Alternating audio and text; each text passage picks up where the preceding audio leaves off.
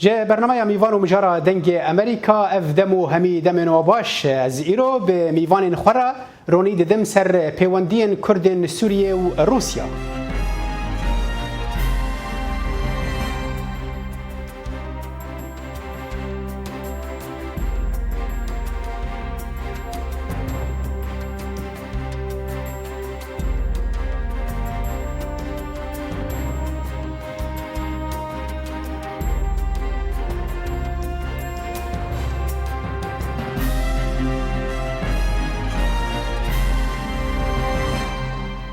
شاندك انجمن اجتماعية كردي لسوريا أنا كسي بري دوسي روجان كومبونك بجيجيري وزير درفي روسيا ميخائيل بوغدانوفرا لدار خستو تيدا بحثا بيشكتين داويين سوريا ورولا كردين سوريا د سوريا بيشروج دا كر روسيا كوج دسبيكا شر سوريا دا پشتگیری حکومت سوریه دیکو پلان دیکو تواهی سوریه دیسا وگرینه بن دست رژیم بشار اسد دکارج کردین سوریه را چه بکه و کرد تا کیجان آسته دکارن باوری به روسیان بینن و لگور داخوازن وان تف بگرن جبو رونی کرنا و مجاره از نها بخیر هاتنا دو میوانان دکم دکتور رضوان بادینی ماموسته زانینگه و برز کامیران حاجو برپرس پیوندین دروین انا کسی که هر دو جی حوله را پایتخت حریم کردستان عراقی بمرانه هون هر دو جی بخیر هاتن برنامه میوان و مجار ماموسته کامیران هر حال افنت جاره یکمه هون به روسان را کم دبن دوی کمبونه ویا داوی دا چه تشتی نو هبو و چه جوان بهیست؟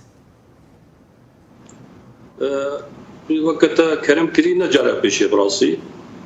ولگورمجی روسیا یک دولت گرینگا پرسا سوریدا بلکه یک گرینگترین دولت آیا و هم پر گرینگ دوینن گو هرگاه تکلیه ما دوام بن بوارا هم گوهداری بکن لوانا به چو گوهرتن جمعانا هم جیل جمعجی چه تشتکینو هبه هم بهورا گوتو بیجو کن دوی سردانا مای داوی دا چند مجار هبون براسی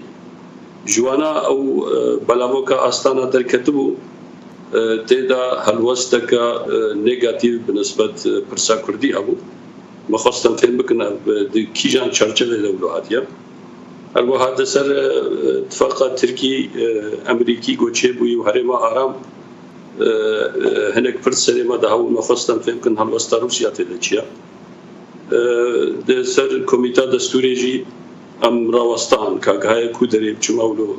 سكينيا ولسر برسا شري غوتي كرن لسوريا و مدني جيته دوغا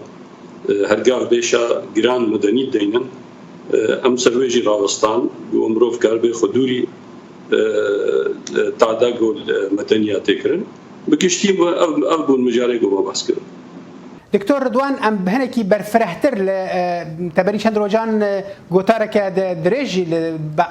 درباري روسان و پیوندیان وان یعنی به ولات روجاوا بگشتي ل بتایبتی روسیا جی درباري پرزگریکا کردی د نویساند بو یعنی روس بچه لگور خوندنا تا چاول کردن سوریه تماشا دکن دنباش جتا و میوانتا و بینر و تماشاوانه ورن كاك صالح مكسر بيواندي كردا وروسا دمانيزيك من نفسانتي بري تقريبا 20 سنه من مقالك نفساندبو كرد دي جيوبوليتيكا روسا ما بس تعملش بونا هناك كي وقت بيجي تازه بلا كربو او داوي من نفساندبو اواكي قشتي كرد لبردريه اوروبا او بروسيا من نشر كربو خبراتي من مقالك مزن دوی هاوینه دم آماده کربو مدار روسا لنشر نکرن مقاله قالك مزن ده ناف خبات اخوي وقت بوست دكتوراه ملقال معهدك قالك بنابو دنگ لروسيا من كر وهاني بابتك قالك بايش وازار بابتك بيوسيا هي بنتنه باخافتنه لسر راجاندنه بيوسيا هي بوقت جدان سندنك او كسي بيوند دار بو درزاجه بستينن بو لي بنرم باواكي نيزيك وبزانا بن تشي هبو تشي هي وتشي ممكن بروسيا وبغير روسيا اللي بتايبتي وقت مجارة لسر روسيا بحثا مسر روسياتكم روسيا دي صالح حزار ونهسديدين شكرا ما خور باش بالا خرب دفيداته حزار ونهسدي كتابك در كتب نابشي سيد أبريانوف بله كتاب صالح 1900 دي بنا ابو نشانه كرد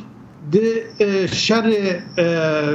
روسا دي شر روسا بتركيا تركيا عثماني و ايران يعني بيرسيا 1900 كتاب اواندي 515 لابر يعني 120 سال برينها اوان باواكي نوك انها قل لك مستر قبارا كارتا كردي ديتن دي سياسه خارجيه أنا هاجي أو كسر زور شارزا وبسبور فيد بينن أثبت بجم هنا بهنك بغيد بهنك بشد بجم يعني زاراباي كي تعجي جبرجو إمام بخوا من هودا أثبت على يا أخوا أم بجن النجرانية أخوا بقين موان وزيدي جارك يجي مجوار قلت بس مقابل الشخص كم يعني بي سي هي جو أو كسمي أم بجن بواكي رسمي كاردك انت في باردي وقت بيجي في عم بيجي النجرانية همو ملت الكل بقين نوع وقت ما قول صدق بيسال برينها يكك جبابتي هري قرنبو دي يكك جبان اخافتين بكسم بالبرسيار جبان جي او يقول دي خارجية روسي دكاردك من جوان بقول افدو 6 سال هنا بلقي تمام دوكيمنت هنا وكي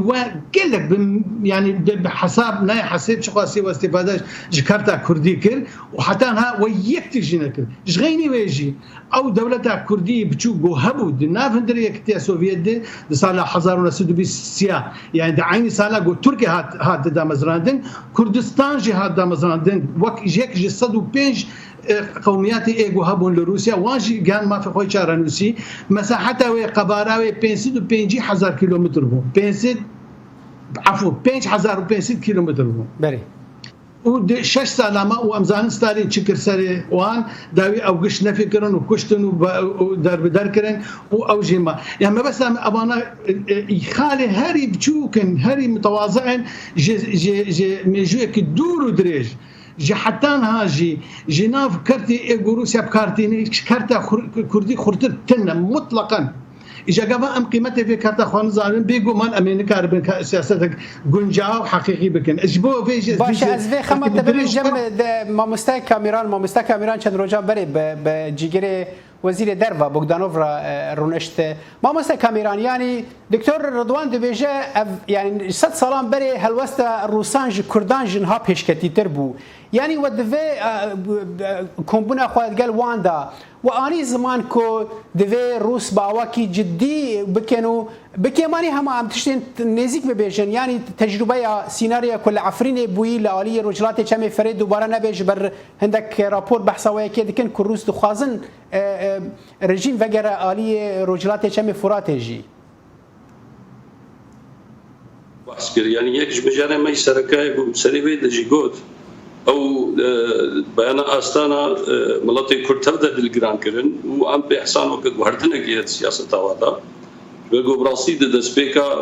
کریزا سوري وحتى ويتاوي وهرتن د هلوستا روسيا لچيبو د سريدا ام كان بيجن گلك بوزيتيف حتى رشفلك كدستوري در خستن تدمروف وكا سوريا كفدرال ديت وقت ما او ديتنجي يك جوا دولتي غونال ديجي فدراليزم يبون لي باشير شركتنا لشكري يا واو ريجيم هناكي هشت والوسطا بيغارتن او بيان استانا يداوي يك بجاري سركه ماغوت افشيا غوند فيجن ام ديجي اوتونوميكا كردن برسبا وانا غوتن هلوسطا ما هتي غارتن وبراسي هالجابجي هرد غوتن ام بشجيريا برسا كرديتكن صباحي دستور كنوجي ورين بيساندن ام بشجيريا ما في كرداكن لغوت روشن بولو ده وقتي جو دولتنا دي اماده دبن ام نجار الويدري وكا جارسريه كنافچا يعني وقت حل وسط ام دبينن جو ام بفيرنجي بيان دركتيا لي ام جورا تكزدكن جو ام بشجيريا دكن و بيانا او يعني تصريح وزاره الدفاع سردانا ما داويا ودت بيجي دبي ام احتراما ما في روا يه حمو بكاتين سوري يه اوليبن يعني اتنيك بن ام بشجيريا بيتكن بلي ما مستعد دعيني جمله داجي دعم لي عيني جمله دا خويانيه وزاره الدفاع داجي دبيجن يعني وكو پشتراس كرنا كدنا يعني تاكيد كرنا كدنا سر يكيتيه اخا سوريه هونجي اون دیارک و انا کسی هلوستا خواب اخافتن برجیم را تنتر جی رنگش ریوبری جی ناخوازه و ناخوازن اخافتن برجیم اصل را ببن تدبیجی او یا یعنی بجن نامه که نه راست جوارا کو قد بحثا ویا که جی نکن یعنی بحثا جدابونت بشکی سوری یان شکی وها نکن نه بری هر تشتی کسیش ما بحثا جدابونه نکریم نه پروگرام ما دهاتنا نکری لی اونتین تاون بارکرن بویکی چاوا و نکری لی اونتین تاون بارکرن وکو کرد با وکی گشتی تین تاون بارکرن کو بحثا جدابونه دینا توان بنکرن تشتکا و پروگرام ما سیاسی تشتکا نه انجمن نه جهازی دی نه جبری گو انجمن چه نه پارتی نوا انجمن نه یک پارتی جد کردستان سوریه دا نه بجه اما جدابونه کن سوریه کیش خود توان باریات که برای بکی پروگرام ما سیاسی اوا نها ام دبیجن فدرالیک سوریه چه نبتنیج بوی کردا باشا جبوی بکاتی دی باشا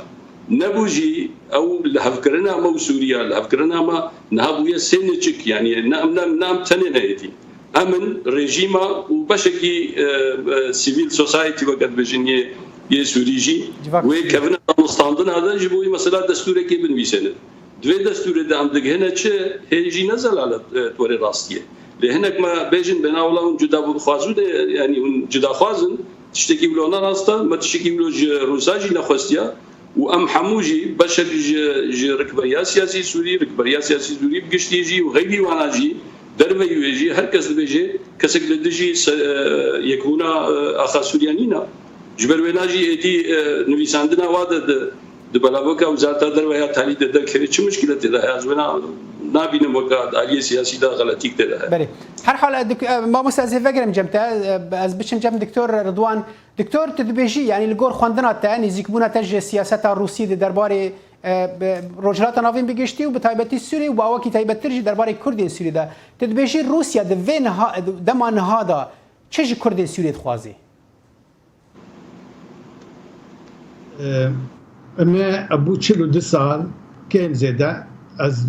امبيجن روسيا وما مقرداي بسياستها كردي روسيا بروسار بله يعني از مرسيد نرم نوكي كي جو امبيجن عمري 20 سال 3 سال بيام 6 سال چل 2 سال از روسا جنيزي شوبينم بدهان نامه مجوار نفساندن بدهان كي شيء جو جارنا مثلا راغاندنا واند بغلطي ياجي عن سابق وقت بيجي قصد وتفكير يعني لور كلام هنا ناهي لكيشا كردي بيش كلام بو ام بيجن جارجارا ام بيجن شادي كردي جي وردقرن ابات شكي باشا يعني ليه شكليه ظاهريه او كسي ايجو ام بيجن سياستها روسا برامبر كردا چه دكن مرنكر بسياستك وان هي زلال لأوي ايجو بريفد بن ايجو ام بيجن اداره و ملفي دكن كسم خشك زور رون واشكارات بيجن ام تشتكيش كردار نخواز وتشتك باشكارات تشتكي انا كاميران اما جا بيكر مثلا نفسي دستور بروجه دستور گوشبو سوريا او خبراء ايوان بساندبو ليه يكسر جي خوجك شاند او مثلا سياستها ضربه على الحافر بعربي ولا ضربه على المسمار يعني ويدشي دكين اويجو كاربه حرد طرفاش خونه خيدين اللي تم طرف ايجو سرتكافي او اي خورته وتم ايجو بدكافي تم كردن بجبر ولود يعني لصوتي جم حازم وبرين هاجي وقت مقوت يعني زي جارك ايسال تاني جارك واشوم قاوج مخصص لديس الوزاره خارجيه الريانو وستي از محاضرات كيشكم ما احتجاج كرم از نما محاضره جورشتكم جبر حر جارك ايوا هون هم معلومات هم وقت بيجي هالوسط ما بكارتين جبوخه وتشتكي جي مطلقا ناكن يك تشكي ام بيجن جوج باواكي اشكره ورون زلال تين خانه ببي جهون بيشجريا مدكن نتني والله باواكي تيوريك وعام وقشتي وقلم قاوا قلتي خواستن كا او دستور قوا شكل الكما كما انا هون ديس باواكي جنفر مرسيد نرن هون بيجن بغدانو نه بغدانو لافروف بخار سر به ساله زیدی 4 جارا 5 جارا بمناسبه وبمناسبه دقوت والله كرد جابون خوز وك انا كاميرا جو كردان نبر كريزه نبشتي كريزه وش بينجي حتى انا تجاري دعوه جدابون نكرنا وكي سرزمانه كي بيجي يعني او كردان خلكي ترسينن وتشكار بين بي وبيجي قزاج بك قزاج سياسه دوان براسي ام انا قيام وقناعتي وباوري وكي اوهاني ليسكا بقواعدهم بالرجل بيجو هيش حساب جواد مر ببين دينار حساب خوي سياسي الوقت مجو زدي صدو بسالاي قلت كيشا كردي بأواكي خرط مباشر حتى مشرفة من أو بيجي سوبرفايزر من إيجو برحمة خديلي صار الشيسي دي كتابة خونه بساندمو جوجي يعني تجاري يك دولة قيصر جوجيش كردا علي كاريا كردا عم بيجي تستندبن جبونا سياسة أخوي سينور بارسنا سينور أخوي وكروسيتنا أبا هاني وخوات والغير الكردستاني جي هاد جابا جارك هاد فيدا كي بيشا قال لك أصلا أبتشتا أقول ما بس أعمل فيدا بي سي هاي بلي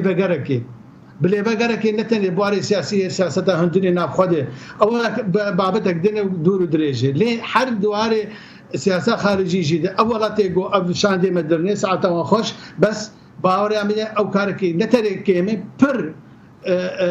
باشه از بپرسه دکتر بمجم ما مستكاميران يعني دكتور دبيجا راسته هون كده ددن ودست وساخ هون دچن وتن لداوي روسيا هالوسط اخوا بچونه شاندكي ناغوري هر حال بلكي راستيك بيلسر عرضه لإيرون ها يعني بلكي ببوره في اخافتن ناس دكم لقالك كسن دجي بلكي بكن دبيجن يعني انا كسا ايرون نا باواكي اكتيف لسر عرضه نينا للسوري وحتى الروس وان داخواز بكنوا جوار بوان را گفتگوی هم بکن يعني چوین او چه زیدت که جبو کردین سوریه رضوان گو چل ساله وی کارید که برای همجی چند ساله که بکن بلکه یا ما باشتر به یا وی دقونا غاده بو یک جی یا سوویتا بو یک جی دوامیا یا اوی بو هر حال مسألة نب سردانة كيف ده سردانة يعني أجر ملاطي مولو فين بكي شاش فين كي أجر ما ملاطي خورو دابي فين كرن أم شاش دنا فين كرن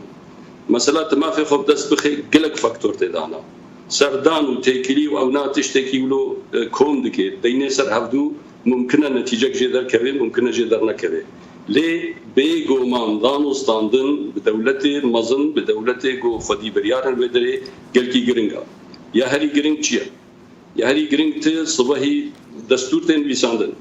هم دزانن دستور ایرو د سوریا د بین ویساندن به پیشگیری دولتن مزن و گلکیج مر زحمت به هم نبتنی روسیا بینن هم فرانسا بینن هم امریکا بینن هم المانیا بینن هم ترکیه بینن هم هر کسی بینن جبوی خاطره هم کاربن تاثیر که بکن و ما فی کرداجی دستورا به دوره نویساندن لی راستی اونا یا گو هر کس زانه ریالیته چیه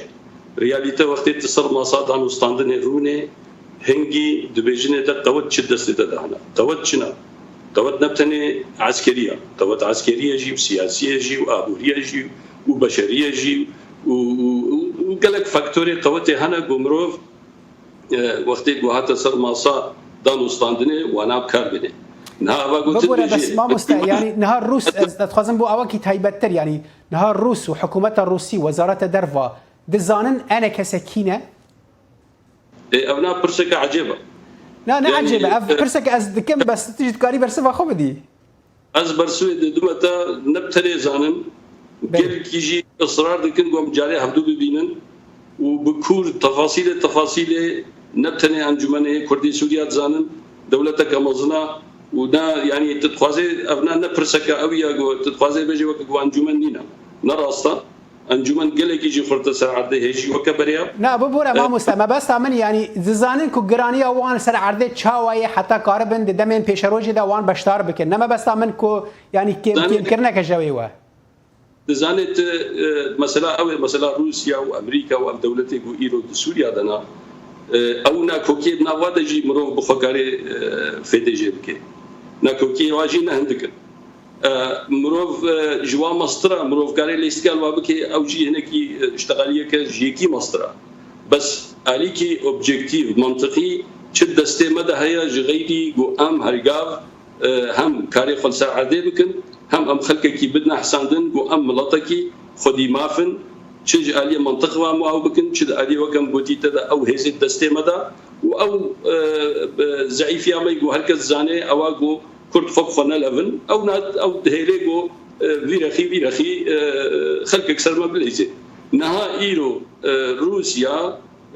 نهو قاسي دل خوشا بيادو تكليوي وامريكا ونا قل كيش كانت بيجن عكس ودا روسيا قالوا جبختيج ونا ندل خوشا نافازي قالوا الترناتيف هابن دكتور رضوان خد شو بري بلكي او خد زاني بيجي جوار قوتو يعني هر اوك دوا مساله دا دمروف حاضر به دمروف هبه دمروف دنگه ملطفه بگهري ومساله كا بروسيسا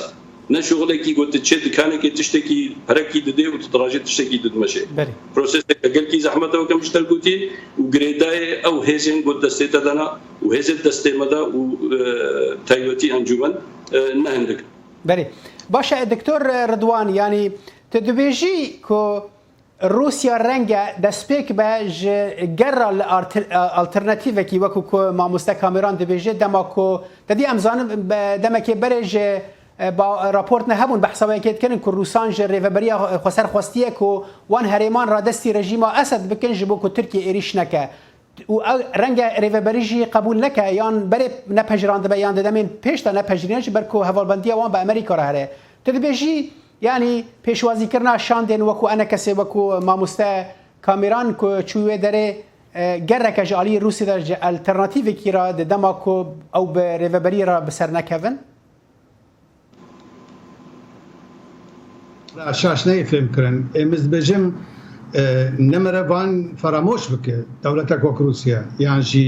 شان كردي برا نرن نظام يعني وكانه افجت فهم كرن مزبجم كارما باواكي وك امبجنوك ملتك يقول مثلا تاريخاوي سياسي تاريخ دبلوماسي ولا تارزيدي دو ساليه ايسال ده ويازده مها ششا از دوباره کن 10 و 11 ماه ششا سنترکی فرانسی هی جد به سنتر d'études franco-russe سنترکی لکولینا روسی فرانسی دناب دروجاده 12 سنتر لکولینا باش بالا خوب ده 12 سنتر و زانکوی دنیای جه امریکا جه فرانسا جه المانیا حتی جه نبچی پولونیا وارشو 12 سنتر لکولین لسر چه بابت چه بو پیوندین لشکری و سیاسی کردا و روسا چه که زور گرنگه باش بالا خوبنه بابت که قباراوی گلک مزنه دیناو و دروجاده 12 سنتر و زانکوی دنیای بحثا چه روسا و کردا بردور کرن از خوازم زانه بین دوان وان بابت گوهاتن کرن كيما شزاني راس الدكتور اسماعيل كيما بيجي مثلا ويجي روسيا خوندي وبيجي طلع صار سياسه روسي كيم زاوي هبل يمس بيجي ابقى برا هانه حيف بو اما ام نكارن جي تشتكي استفاده بكجي ليكولين كي ام نزيد ببن ام حاضر ببن ام دانو سندني بوار بكن مل كويدا الفر الكردستان باشور باوروبا بالناف خبل الكردستان سوريا به ما تشد دراسات كرنا ما تشد مركز وسنتري مهنه از فيد بيجن ام بيجن ام هرم نبيريك فالا هرن ام نه والله تشتي سر اعلامي تيغوتن ثاني وان مناقشه بكن انما ام دشين ان هاجي برامبر كارتا كردي لروسيا برامبر كارتا كردي روسيا اغو ترك لسنتخابتن ازشتر بان معلومات بيجن قبارات تقريبا 6 مليون انسان تركفون هنا لروسيا ده 7 جمهوريات تركفون هنا قبارات مساحه عرضي اغو ملتات دول 4 مليون كيلومتر مربع 4 مليون افانا قشتك تقريبا وقت بالدستيوان دقركا روسيا دي يعني ايش ازارك واج واردكن قلنا روسيا قيصري نا سوفيتي ونا ايرو ديمقراطي كارج بندركبه اوهان ديس دي هي حاجه توان بكرتا كردي هبه مدرسه وان جامعه گوچه دكن جمعيات گوچه دكن كومالي گوچه دكن تجارتا گوبار دكن هشتنه روس بترسن شخوا امزبيت بيجم يعني قبا قوم معلومات مرتين نبو وكرت امروج عالم مادي دنا خرد به وتي ام بيجن قبارة مي سرعة وقت قود نلوي درجة به شي ما هي كيماني زنبو نما انا خالتي رونيبو دكتور ازبچم جم ما مستا كاميران از خازم في برسا خوين ها ببرسا خوي بشتي ودا قريد مش برولو از بهفيمت جمن عاجز نبي يعني نها الدكتور دبيجي مري بريك فالا نتشه ايوا بريا ونفالا بودا ما هونچون يعني و بروجيك هم بودا ما هونچون ب روسان رونشتن از براسي جتو دكتور هربط من معجب معي يعني نها تشتيغو ام الودر دبيجن وطي هرتش جدر جيتيغوت ودور وقتين دچن ودر يعني مودو هما لوش خرت خازن هذا سيرانك يعني وشد فكرن دور هر يكي يعني لازم اقول شو دبرك لازم الا بروفيسور كي جوج والله خلاص كربي بيكيلبي از بنا فهمناكم يعني باشا ما مسا بيوانديا في سردانا و بدرس كرنا هريم آرام لباكوري سوري هبو نبو باواكي راست استنا گشتم بيوانديا في سردانا و گريدانا في سردانا و بهريم آرام الباكوري سوري كو پیشبینه درست ببي هبو لنبو باش جوي دانستاننا ما گرنجي او بوچا باشا هون بلان دكن بين امريكا دوان دسي روجين بيدا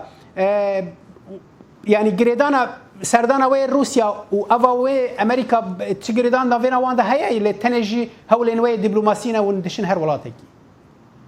بيجو مان تكليد ناب هر تشيدانا يعني امنا ما ولوش فرا عايشات كان يك وكم بريكي لي كيغوت يا دوا هاتنا امريكا و صدقت جرانيا بهتر بسر هرما ارام جبلغو بيمانك نابرا تركيا وامريكا لتشبيا يعني روسيا نبشك بوجي اللي تسمى فصل الوسطاوي زانبن بلي ها بامريكا را يا هري جرين اف بيمانشيا بريفل كويا جبل تشتي دركتي راكاندني تشي تي بردستما تيرينا كي گوبرو باش فهم بكي وباش ام حمود زانن داجوي خاطرين كي باش بري فكرن بله دبوره ما مستا كاميران جبر وقت ما قال لك ما تخوازم برسا خويا داويج دكتور رضوان بكم دكتور رضوان اگر تو كرتي برسوام بدي تدبيجي روسيا دخوازه امريكا ج باكوري سوريا در خبر يا كردان يعني كردان بكار بينه جبوج امريكا دا خواز بكم كجور در كيفن وها تشتكي هيبوتيزك مزنه ومره باورناك انه ليه تشتكوا نجرانا ووقت بيجي نرازين الجدان وصندني كردا بامريكا راه اشكريه وكاميران جيجو هذا يعني شكو قماتتنا ليه يعني نظام خازن مع الاسف تاني كاميران بعد دساسه صار جاره كم بالسر وقت بيجي ام دورات جينه بازار جينه هل بتكلك شيء ما هني قباقو مجالي دان صندنك بتندرسيك باش تنا بمري صار اعلامي كيما بيجي ناخوازن حمد شي بيجن ولكن ازنا بجم لحد تشو برا بروفيسور القرطه الدكتور كاميران لكن قباقو مرا هر قمرا ديس الدبارات كم بيريك امرو فالا به ديس جمرا تاريخ علاقات وبيونديق وهنا ازنا بجم تاريخ حمود نياي تاريخ ديار دنج دكتور رضوان قطب وحرحال دجن دماداويه برنامج خوجي از سپاسیا و رزدارات دکم رضوان بادینی ما مستوی زانیگه که جهرما کردستان عراق بریا سکایپ مرابو هر وها ما مستوی کامران حاجو بر پرسه پیوندین در وین انا کسی کونجو اوجی جه هولیرا پایتخت هرما کردستانی مرابوی گلک سپاس بو بشتربونا و بنار الهجال لفرام دگهن داویه دما برنامج خواتا جربه الصالح دمیجر خاطره خوجوات خازم و بمینن دناف خیر و خوشیه ده